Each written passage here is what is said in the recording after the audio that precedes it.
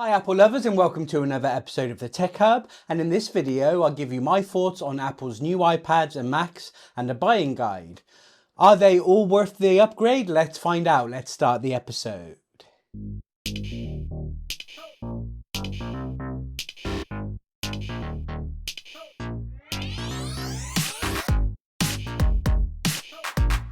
So that was quite a week from Apple. What started as Tim Cook saying he hinted at an Air announcement.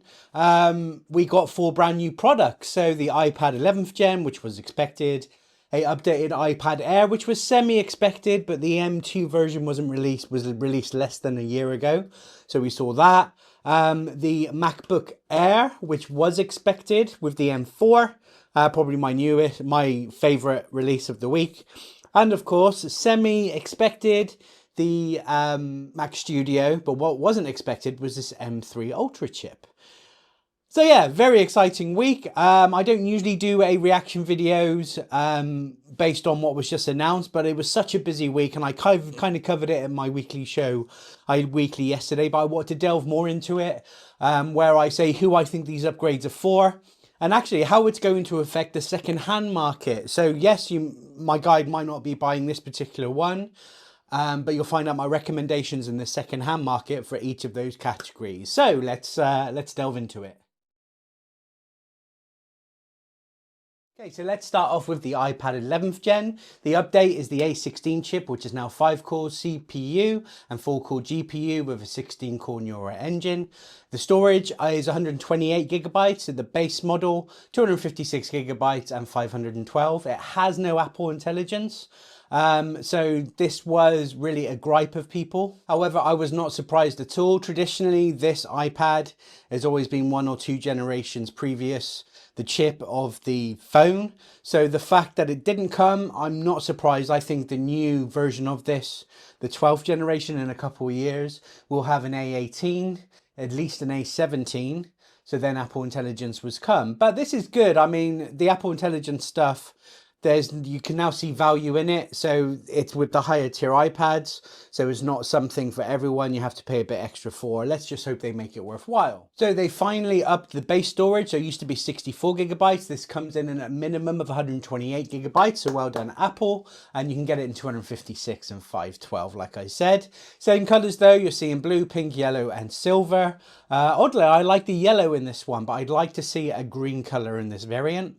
Who is this for? So people with no iPad who wants to get into it. And is it worth the upgrade from the 10th generation? No. For those tasks, you're not going to see a big difference. However, if you're 9th generation or earlier, it's definitely worth upgrading to this 11th generation. So this is going to be £329, which I think is at least a £20 discount on the previous model off the top of my head. And it's going to be released on the 12th of March.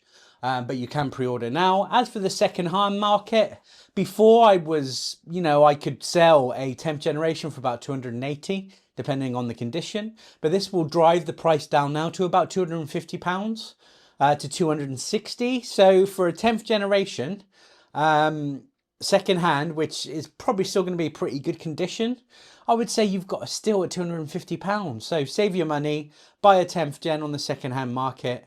However, if it is your first ever iPad and you want longevity, then go for the 11th gen.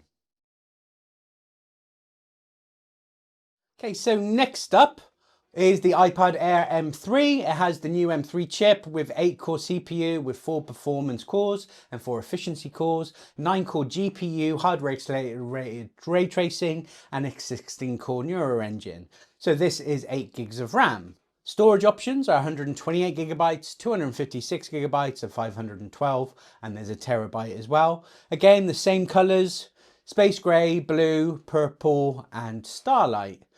You've also got the 13-inch size as well, so both the 11-inch and the 13-inch size. Price-wise, this starts at $599 for the 11-inch, or $799 for the 13-inch model, and they are both released also on the 12th of March. As for the second-hand market, I was being able to sell 5th generation iPad Airs for about £300, but this will still drive the price down to about 250, 260 for the 5th gen M1. Now, I've never seen any 13-inch M2 versions on the market. I would have thought you're gonna be able to get something decent, 450 to £500. And probably about 300 to 350 for the M2 11-inch version. But they are less than a year old. So this is a tricky one for me. So this is for people looking to buy an iPad, so brand new iPad customers again. It's worth upgrading if you're on the 4th generation iPad Air, but M1 iPad Air is enough.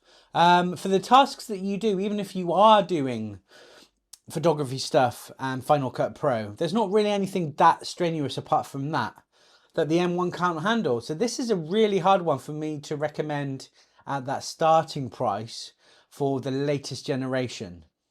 So I would say, you know, M1 is enough, and I reckon you can get it as low as £260 on the second-hand market. If you want the 13-inch, again, I'm hazarding as a guess, but I'm thinking around about 400 to 450, and that would be the M2 one. This is my favorite iPad of the lineup. I think there's a lot of value, especially in that Apple Silicon chip. But in this day and age, and if you're watching this, hopefully you're looking for a bargain. So go for the M1, maybe the M2. So next, the MacBook Air M4 was released, which was a bit of a shocker with the new color. So it's got the M4 chip, and that sky blue is lovely. It has a 10-core CPU with 4 performance cores and 6 efficiency cores and 8-core GPU, hardware, accelerated ray tracing, 16-core neural engine, and 120 gigabytes per second memory bandwidth. That's what really makes the speed. The RAM starts at 16 gigabytes, and this is configurable up to 24 gigabytes. And 32. Storage starts at 256, and you can get that up all the way to 2 terabytes. The colors are silver, starlight, midnight, and sky blue. That sky blue though, it's beautiful. It's that nice that that's the only reason I'm tempted to get it. I've had MacBook Airs before. The M2 one, 13-inch and the 15-inch I've had, both phenomenal machines. But that color, I haven't seen it in person yet. And makes me want to buy one, but I'm not going to. I've got a MacBook Pro in silver M3. It's not going to be a lot of difference in price there. Anyway, this price is starting at $999 for the 13-inch or $1,199 for the 15-inch model, and they are both released on the 12th of March as well. I believe that's gone down £100. So again, this is pretty much the budget equivalent, and that big reaction we got for the M4 Mac Mini. This is the laptop version. So for me, if you're going for a laptop, again, this is for new people who don't have a MacBook. Definitely go for one of these. And if you do get one, let me know in the comments below how good that sky blue is. As for the second-hand market, the price is pretty much held well for the M2 MacBook Airs. Around about £600 depending on the version, but I've seen them as low as £500. That'll probably shift 10% down and be replaced by the M3s. It's probably worth, if you've got an M1 MacBook Air, it's definitely worth upgrading for that one. However, I do believe M2 is enough, even if you are doing photos and video editing, if you are in the budget range and looking for a deal. But hey, all these new releases are great to drive those premium prices down in the second-hand market. But M2 is enough. However, this looks like a spectacular machine. If my MacBook went poof tomorrow and I had to buy one, I'd be buying the sky blue M4, probably 15-inch, because I'm used to the 14-inch and I wouldn't want to go any smaller now. And lastly, this was semi-expected, so the new Mac Studio. So new M4 Max chip and M3 Ultra chip. That was the one that was really surprised. So the Apple M4 Max chip is 14-core CPU with 10 performance cores and 4 efficiency cores, 32-core GPU hardware accelerated ray tracing, 16-core neural engine, and 410 gigabytes per second memory bandwidth. It's 32 gigabytes, which is of unified memory, and that's configurable up to 128 gigabytes, which is crazy. And you can also get the 40-core GPU version as well. Storage is 512. It starts up, but you can get that up to 8 terabytes, so 1 terabyte, 2 terabyte, 4 terabyte, 8 terabytes. But I would get external storage. So the Apple M3 Ultra chip was the surprise. It has a 20-core CPU with 20 performance cores and 8 efficiency cores, 60-core GPU, hardware accelerated ray tracing, 32-core neural engine, and 819 gigabytes per second memory bandwidth. It comes with 96 gigabytes unified memory, and that's configurable all the way up to 512 gigabytes, which is nuts. You can also get an 80-core GPU version as well. The storage starts at 1 terabyte and goes all the way up to 16 terabytes. The color is just silver. The price, so the entry-level M4 Max model is £2,099. For the M3 Ultra base model is £4,199. Secondhand market, the M1 Max version of this with 32 gigabytes and 512 storage. The price is holding firm at 1,000 to 1,200 depending on the spec and condition. That is still a good model. As for who this is for, this is uber professionals, okay? Encoding, AI, and intense graphics. Yes, if I won the lottery, I'd get the top spec. I had an M1 Max version before, it was overkill. Everything I need to do, and I'm a semi-pro, so I push it a little bit. The M4 Mac Mini does. If you've got that money though, you're not watching this, but just go buy it. But this is the dream machine. It looks spectacular. They haven't changed the design at all. And where people were surprised is that they did the Ultra, so the two chips together with the M3 variant.